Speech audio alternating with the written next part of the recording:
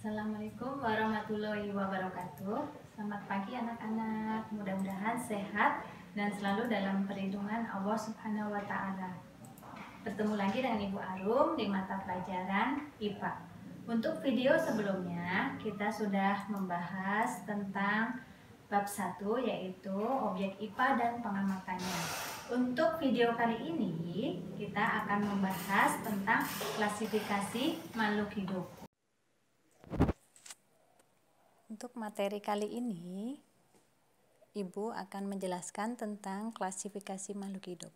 Sebelum menjelaskan tentang klasifikasi makhluk hidup, kalian harus tahu tentang ciri-ciri makhluk hidup. Yang pertama yaitu bernafas, yaitu menghirup oksigen dan mengeluarkan karbon dioksida. Kemudian yang kedua, memerlukan makanan dan minuman. Yang ketiga, bergerak. Yang keempat, berkembang biak atau disebut reproduksi. Yang kelima, tumbuh dan berkembang. Yang keenam, peka terhadap rangsang atau disebut iritabilitas. Berikutnya yaitu apa sih yang dimaksud dengan klasifikasi makhluk hidup? Klasifikasi makhluk hidup adalah suatu cara mengelompokkan makhluk hidup berdasarkan kesamaan ciri yang dimiliki. Sedangkan tujuan mengklasifikasikan makhluk hidup adalah untuk mempermudah mengenali, membandingkan, dan mempelajari makhluk hidup. Urutan klasifikasi makhluk hidup dari tingkat tertinggi ke tingkat terendah. Yang pertama, kingdom atau dunia.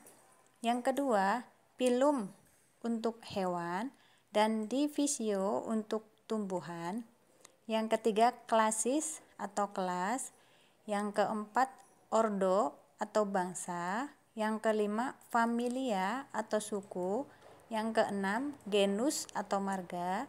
Yang ketujuh, spesies atau jenis. Untuk kriteria klasifikasi tumbuhan, 1. Organ perkembangbiakannya apakah dengan spora atau dengan bunga. 2. Habitusnya apakah berupa pohon, perdu, atau semak. 3. Bentuk dan ukuran daun. 4. Cara berkembang biak, apakah dengan seksual atau generatif, atau aseksual atau vegetatif. Kriteria klasifikasi hewan. 1. Saluran pencernaan makanan. Hewan tingkat rendah belum mempunyai saluran pencernaan makanan. Hewan tingkat tinggi mempunyai lubang mulut, saluran pencernaan, dan anus. 2. Kerangka atau skeleton. Apakah kerangka di luar tubuh atau disebut eksoskeleton atau di dalam tubuh disebut endoskeleton. 3. Anggota gerak. Apakah berkaki 2, 4, atau tidak berkaki. Berikutnya, kunci determinasi. Apakah itu kunci determinasi? Kunci determinasi yaitu suatu kunci yang dipergunakan untuk menentukan filum atau divisi, kelas, ordo, famili, genus, atau spesies. Dasar yang digunakan kunci determinasi yaitu pengidentifikasian menggunakan kunci dikotom. Hal-hal yang perlu diperhatikan dalam pembuatan kunci determinasi adalah sebagai berikut. 1. Kunci harus dikotomi. 2. Kata pertama dalam tiap pernyataan dalam satu kuplet harus identik. 3. Pilihan atau bagian dari kuplet harus kontradiktif, sehingga satu bagian dapat diterima dan yang lain ditolak. 4. Hindari pemakaian kisaran yang tumpang tindih atau hal-hal yang bersifat relatif dalam kuplet. Contohnya, Panjang daun 4-8 cm. Gunakan sifat-sifat yang bisa diamati. Pernyataan dari dua kuplet yang berurutan jangan dimulai dengan kata yang sama. Setiap kuplet diberi nomor. Yang terakhir, buat kalimat pertanyaan yang pendek. Nah, ini ada contoh diagram kunci determinasi.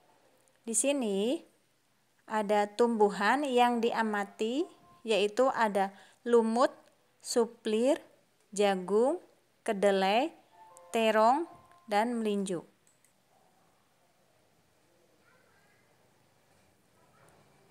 Bentuk diagram tersebut merupakan contoh kunci dikotom. Kunci dikotom berisi keterangan yang disusun berpasangan dan menunjukkan ciri yang berlawanan. Bagaimana cara membuat kunci determinasi?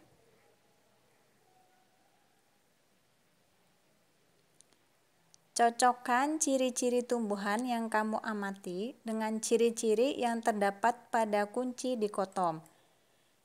Jika ciri-ciri yang terdapat pada kunci dikotom sudah sesuai dengan ciri-ciri tumbuhan yang kamu amati, catatlah nomornya dan lanjutkan pembacaan kunci pada nomor berikutnya yang ditunjukkan di akhir pernyataan. Buat daftar kunci determinasi berdasarkan kunci dikotom dan bandingkan dengan kelompok yang lain. Demikianlah video dari Ibu. Mudah-mudahan kalian sudah paham. Jika ada yang ingin kalian tanyakan atau ada yang belum dimengerti, bisa menghubungi Ibu di nomor ini. Sekian dari Ibu. Wassalamualaikum warahmatullahi wabarakatuh.